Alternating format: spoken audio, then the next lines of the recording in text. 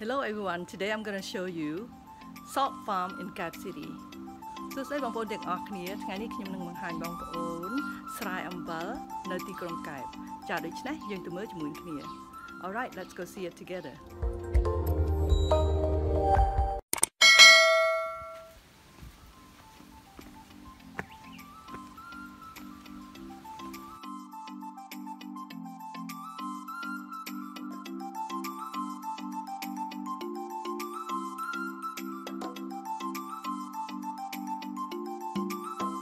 Salt farm ស្រែអំបិល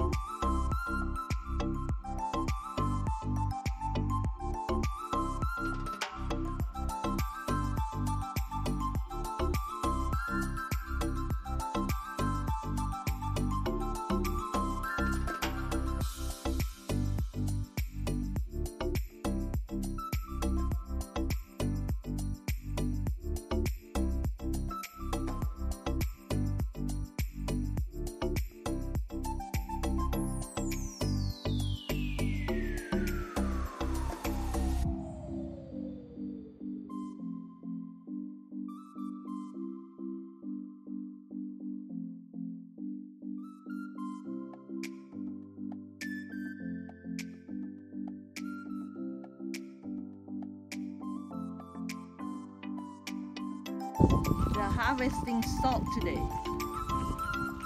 នេះជាស្រែអំបិលហើយគេកំពុងតែកើបអំបិលអូប្រមូលផលអំបិលនេះជារែក They're carrying the salt for the storage house.